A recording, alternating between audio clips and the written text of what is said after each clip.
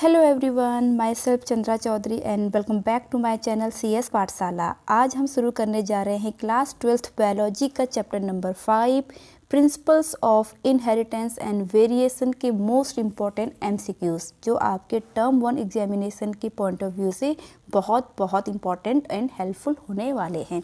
तो चलिए बिना किसी देरी के स्टार्ट करते हैं आज की वीडियो। तो देखते हैं सबसे पहला क्वेश्चन है the term genetics was given by. जो जेनेटिक्स टर्म है वो किसने दिया है? बैटेसन, मॉर्गन, मेंडल या जॉनसन? तो ये टर्म जो दिया है वो बैटेसन ने दिया है। तो राइट आंसर हमारा हो जाएगा ऑप्शन ए, बैटेसन। सेकंड क्वेश्चन है when a gene pair contains two different genes controlling different traits of a character it is। Two different genes हैं जिनको टू डिफरेंट ट्रेट्स कंट्रोल कर रहे हैं, तो उससे हम क्या कहेंगे? होमोजाइगस तो होगा नहीं क्योंकि उसमें सेम होता है, हेटेरोजाइगस होगा क्योंकि उसमें दोनों एलील्स आपके अलग अलग होते हैं। तो हमारा राइट ऑप्शन हो जाएगा option number B, heterozygous. Question number third है हमारा the genetical identification of male human is. ये जेनेटिकल है यहाँ पर और स्पेलिंग थोड़ी मिस्टेक है। तो मेल की जेनेटिकल आइडेंटिफिकेशन क्या होती है? By nucleus, of course not, हम न्यूक्लियस से पता नहीं लगा सकते। By cells, by autosomes, autosomes से भी हम बिल्कुल नहीं लगा सकते क्योंकि मेल और फीमेल में जो ऑटोजोम्स क्रोमोजोम्स होते हैं वो सेम होते हैं। By sex chromosomes, of course sex chromosomes के जरिए हम मेल ह्यूमन की आइडेंटिफिकेशन कर सकते हैं क्योंकि मेल में सेक्स क्रोमोसोम XY होता है, वेयर एज फीमेल में सेक्स क्रोमोसोम XX होता है। तो ऑप्शन नंबर डी यहाँ पर करेक्ट हो जाएगा, by sex chromosome.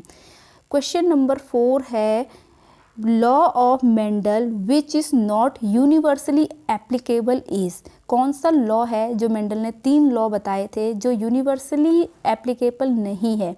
Codominance, law of segregation, law of independent assortment या लॉ ऑफ डोमिनेंस। तो यहाँ पर लॉ ऑफ डोमिनेंस जो है वो यूनिवर्सली एप्लीकेबल नहीं है, तो ऑप्शन डी हमारा यहाँ पर करेक्ट हो जाएगा।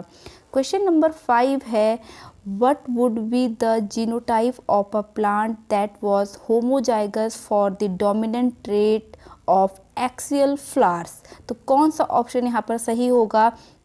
होमोजाइगस है देखिए, और वो डोमिनेंट भी है। तो यहाँ पर आपका ये होमोजाइगस है और ये वाला होमोजाइगस है। तो डोमिनेंट आपका ये वाला रिसेसिव होता है, ये आपका डोमिनेंट। तो ऑप्शन नंबर ए यहाँ पर करेक्ट हो जाएगा, ए कैपिटल लेटर के। क्वेश्चन नंबर 6 है cause of chromosomal mutation. Mutation का क्रोमोजोमल कॉज क्या होता है? यूपोलॉइडी या पॉलीपोलॉइडी, फिजिकल इफेक्ट या ऑल ऑफ दिस। तो इन सभी के कारण क्रोमोजोमल म्यूटेशन हो सकता है। तो ऑप्शन नंबर डी करेक्ट हो जाएगा, all of this. Question number 7 है the F2 gen ratio resulting from a monohybrid cross will be। F2 ratio क्या होता है? मोनोहाइब्रिड क्रॉस का। मोनोहाइब्रिड क्रॉस का मतलब होता है जिसमें हम एक कैरेक्टर को लेकर के क्रॉस कराते हैं। तो जो F1 में जो हमारी F1 सीरीज़ जो आती है वहाँ पर सारे के सारे जो ऑफस्प्रिंग होते हैं सेम होते हैं, और कई हम जब सेल्फ क्रॉस कराते हैं तो F2 में 3:1 यहाँ पर रिज़ल्ट आता है। तो हमारा ऑप्शन नंबर सी सही हो जाएगा। अब क्वेश्चन नंबर 8 है Mendel was born in. Mendel का जन्म कब हुआ था? 17th सेंचुरी को हुआ था या 18th को या 19th या 8th सेंचुरी? तो कब हुआ था? 17th सेंचुरी में उनका जन्म हुआ था। क्वेश्चन नंबर 9 है the duplicate genes are also called as. Duplicate genes को हम क्या कहते हैं? तो multiple alleles, pseudo alleles, inhibitory factor या सप्लीमेंट्री जीन्स। तो देखिए डुप्लीकेट मतलब झूठ मूठ, तो यहाँ पर सीडो का मतलब भी क्या होती है? मिथ्या। तो यहाँ पर हमारा ऑप्शन नंबर बी सही हो जाएगा, सीडो एलिल्स उन्हें बोला जाता है। क्वेश्चन नंबर 10 है two genes very close on a chromosomes will show, जो दो क्रोमोजोम्स होते हैं वो बहुत ज़्यादा क्लोज होते हैं, वो क्या शो करते हैं? No crossing over, high crossing over, hardly an crossing over या ओनली डबल क्रॉसिंग ओवर। तो वो क्या शो करेंगे? तो नो क्रॉसिंग ओवर को वो शो करेंगे, मतलब उसमें क्रॉसिंग ओवर होगा ही नहीं। क्वेश्चन नंबर 11 है polygenic inheritance is controlled by. Polygenic मतलब बहुत सारे जीन्स, जैसे कि मतलब से ही यहाँ पर पता चल रहा है कि वन जीन के द्वारा कंट्रोल तो ऑफकोर्स होगा ही नहीं। बी है 3 जीन्स, सी है 2 जीन्स। तो देखिए पॉली है यानी मोनोजेनिक होता है तो एक जीन, तो पॉली है तो ये 3 जीन से भी कंट्रोल हो सकता है, 2 जीन से भी। तो यहाँ पर ऑप्शन नंबर हमारा डी ठीक हो जाएगा, both A and B. Question number 13 है फर्स्ट जेनेटिक्स या father of genetics was. Father of genetics as usual सभी को मालूम है वो कौन है? Mendel, John Gregor Mendel. ये हमारा ऑप्शन नंबर बी सही हो जाएगा। क्वेश्चन नंबर 14 है a gene which suppress the action of another gene is term as. Means जिस जीन के कारण दूसरे जीन का जो एक्शन है वो सप्रेस हो जाएगा, उसे हम क्या कहते हैं? कोडोमिनेंट जीन, हाइपोस्टैटिक या लेदल जीन्स या एपिस्टैटिक जीन। तो उसे कहा जाता है एपिस्टैटिक जीन, जिसके कारण दूसरे जीन का एक्शन सप्रेस हो जाता है। क्वेश्चन नंबर 15 है an individual with in two identical alleles is. क्या होगा?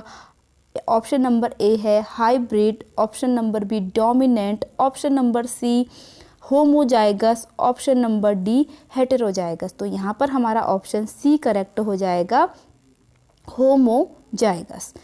क्वेश्चन नंबर 16 है who among the following scientist rediscover Mendel's work. किसने मेंडल्स वर्क को रीडिस्कवर किया था? एज यूजुअल आपको पता है मेंडल्स के जीते जी उनको अपने कार्यों के लिए कभी भी क्रेडिट नहीं दिया गया था। जब वो रीडिस्कवर हुआ उसके बाद ही उनको उनके काम के लिए शाबाशी मिली थी। तो इसका हमारा राइट आंसर हो जाएगा वॉन टेस्मार्क ने। ठीक है, वैसे तो सभी ने किया था लेकिन सबसे ज़्यादा इन्होंने किया था, एमंगेस्ट है ना।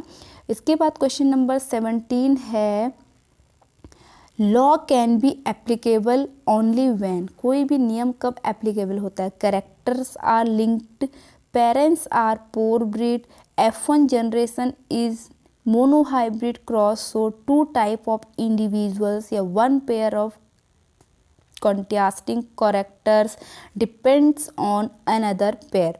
तो यहाँ पर हमारा करेक्ट ऑप्शन हो जाएगा कैरेक्टर्स आर लिंक्ड, तभी कोई लॉ एप्लीकेबल होता है। क्वेश्चन नंबर 18 है a true hybrid condition is. True hybrid means pure. तो देखिए ऑप्शन नंबर ए, यहाँ पर पहला कैरेक्टर तो इसमें क्या है? प्योर है, लेकिन दूसरा कैसा है? आपका हाइब्रिड है। बी ऑप्शन भी नहीं है, सी ऑप्शन यहाँ पर क्या हो जाएगा हमारा? दोनों कैरेक्टर के हैं अपनी प्योर फॉर्म में है, तो option number C small T small R, या तो बोथ कैपिटल होने चाहिए थे या बोथ स्मॉल होने चाहिए थे। ठीक है, तो ऑप्शन नंबर सी करेक्ट हो जाएगा। क्वेश्चन नंबर 19 है Mendelian recombination are due to. Mendelian recombination कब होता है? Linkage, modification, independent assortment of characters या म्यूटेशन। तो यहाँ पर हमारा ऑप्शन नंबर सी सही हो जाएगा, independent assortment of characters. Question number 20 है the allele which is unable to express its effect in the presence of another called. ठीक है, इसका सही ऑप्शन हमारा यहाँ पर हो जाएगा रिसेसिव। जो अपने आप को एक्सप्रेस नहीं कर पाता है उसे हम रिसेसिव ही कहते हैं। Most of the mutation are, question number 21, most of the mutations are कब होते हैं? रिसेसिव, हार्मफुल, जर्मिनल या all of this. Most of mutation हमेशा क्या होते? रिसेसिव होते हैं। ठीक है, तो ऑप्शन नंबर ए सही हो जाएगा, रिसेसिव। क्वेश्चन नंबर 22 है a test cross distinguish between, जो टेस्ट क्रॉस होता है वो किसके बीच में डिस्टिंग्विश करता है? Two homozygous form, a homozygous dominant and a heterozygous form. C option है टू हेटेरोजाइगस फॉर्म, या डी ऑप्शन है homozygous recessive and heterozygous form. तो यहाँ पर ऑप्शन नंबर बी हमारा करेक्ट हो जाएगा। A homozygous dominant and a heterozygous form के बीच में ये डिस्टिंग्विश करता है टेस्ट क्रॉस। क्वेश्चन नंबर 23 है smallest segment of genetic material affected by mutation is. ठीक है, जब जेनेटिक मटेरियल का एक स्मॉलेस्ट सेगमेंट अफेक्ट हो जाता है म्यूटेशन से, उसे हम क्या कहते हैं? रिकॉन, सिस्ट्रॉन, म्यूटॉन या एक्सॉन, तो उसे कहा जाता है म्यूटॉन। तो ऑप्शन नंबर सी करेक्ट हो जाएगा। क्वेश्चन नंबर 24 है Mendel formulated the law of purity of gametes on the basis of, A option है test cross, back cross, monohybrid cross या डाईहाइब्रिड क्रॉस। तो लॉ ऑफ प्योरिटी किससे आई थी? Monohybrid cross से आई थी। तो यहाँ पर ऑप्शन नंबर सी हमारा करेक्ट हो जाएगा। क्वेश्चन नंबर 25 है genes located on V chromosomes are, spelling थोड़ी मिस्टेक है, क्या है ये? ठीक है, तो 25 हमारा हो जाएगा यहाँ पर म्यूटेंट जीन, ऑटोसोमल जीन्स या होलैंड्रिक जीन या सेक्स लिंक्ड जीन। तो यहाँ पर हमारा डी ऑप्शन सही हो जाएगा, sex linked gene. Question number 26 है a strong mutagen is cold, heat, water या एक्स रेस। तो स्ट्रॉन्ग म्यूटाजन क्या हो जाएगा यहाँ पर? Option number D, X rays. Question number 27 है the process of removing stamen from floral birds during hybridization experiment.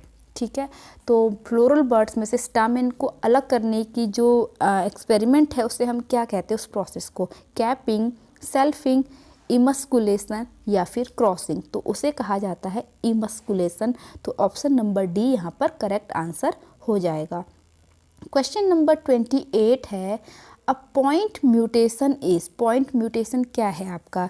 थैलेसीमा, sickle cell anaemia, Down syndrome या night blindness. तो यहाँ पर ऑप्शन नंबर बी हमारा करेक्ट हो जाएगा, सिकल सेल एनीमिया, जिसमें जो सेल्स होती है उनका साइज कुछ इस तरीके से हो जाता है। ठीक है, क्वेश्चन नंबर 20 ब्लड सेल्स का। ठीक है, क्वेश्चन नंबर 29 है Mendel second law is of the law of.